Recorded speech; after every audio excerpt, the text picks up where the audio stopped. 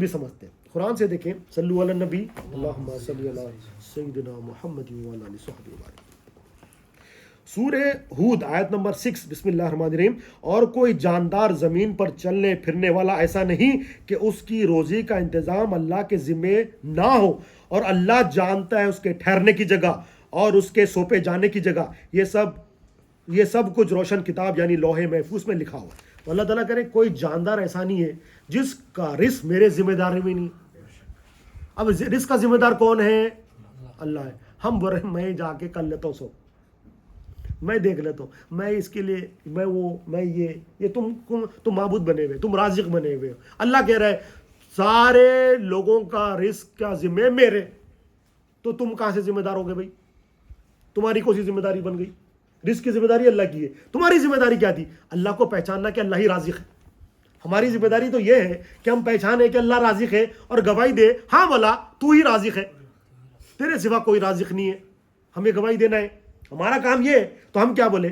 مولا تیرا کام ہم کر لیتے، ہمارا کام تو چھوڑ دو. ہم نے کیا کیا؟ اللہ تعالیٰ جو بولے میں ذمہ دار ہوں رزق کا، میں رازق ہوں، بولے میں ہوں بول کے اپن ہی بیٹھ گئے، اللہ کے مقابلے میں آ گئے. اللہ حفاظت. یہ تو فرعون بنے ہوا ہے، یہ تو فرعون بنے ہوا ہے، حامان بنے ہوا ہے، یہ تو نمرود بنے ہوا ہے. اللہ حفاظت فرمائے. تو اللہ تعالیٰ کہہ رہے کہ رزق جو ہے نا میری ذمہ داری ہے. کس کی؟ سب کی.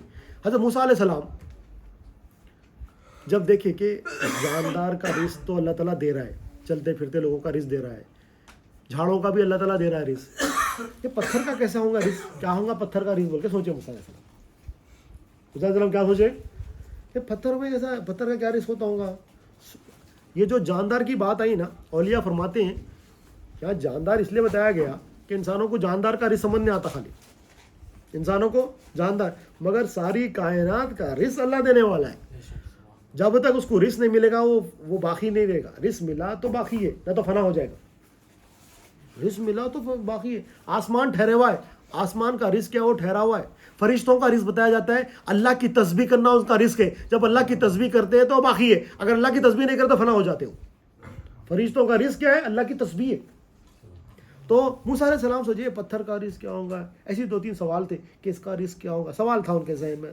تو اللہ تعالیٰ وہی فرمایا اے موسیٰ آپ کے ہاتھ جو عصا ہے آپ کے ہاتھ میں، پتھر پہ مارے ہیں. تو پتھر پہ مارے، وہ پتھر کے اندر سے ایک پتھر نکلا، پھوٹا تو ایک اور پتھر نکلا. اللہ نے حکم دیا اور وہ پتھر پہ بھی لاٹھی مار، پھر اور ایک لاٹھی ماری تو پتھر کے اندر پھر ایک پتھر نکلا. یہ تفسیر نعیمی میں یہ پورا واقعہ ہے. پھر ایک پتھر وہ آیا تو بولے اللہ تعالیٰ حکم دیے اے موسیٰ پھر ایک لاٹھی مارو. پھر وہ پتھر کے اندر ایک اور پتھر نکلا تو 5 بار لاٹھی مارے. تو پہلا پتھر تھا اس کے اندر 4 پتھر نکلے. پہلے پتھر پہ لاٹھی مارے تو 4 پتھر نکلے. 5 بار لاٹھی آسا آپ نے مارا تو جب پتھر میں سے جو پھوٹا اس میں سے ایک ننا کیڑا نکلا. کیا نکلا؟ چھوٹا سا کیڑا، ننا کیڑا نکلا اور اس کے منہ میں رزق کا دانہ ہے. اس کے منہ میں رزق کا دانہ ہے، ننا سا کیڑا ہے، اس کے منہ میں رزق کا دانہ ہے اور وہ کچھ بول رہا ہے. تو موسیٰ علیہ السلام قریب گئے. جو اللہ کی آواز سن لیے تو دوسروں کی آواز سننا کیا مشکل ہے. جو اللہ سے کلام کرے، اللہ کی بات سنے تو دوسروں کی بات سنے. تو قریب کان لگائے تو وہ کہتا ہے پاک ہے وہ اللہ جو میرا رازق ہے. تو ننا کیڑا کہہ رہا ہے، کیا کہہ رہا ہے؟ پاک ہے وہ اللہ جو میرا رازق ہے، میری عرض سنتا ہے. یعنی میں عرض کرتا ہوں تو وہ سننے والا ہے، وہ میری جگہ کو جانتا ہے میں کہاں پر ہوں.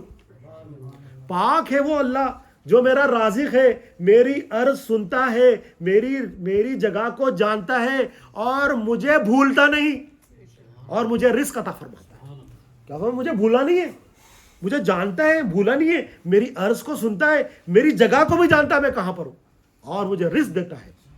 تو آپ نے کہا اللہ اکبر. حضرت موسیٰ علیہ السلام جب سنے تو آپ نے کہا اللہ اکبر، گواہی دی لا الہ الا اللہ. بھی انہوں نے بتایا اللہ اکبر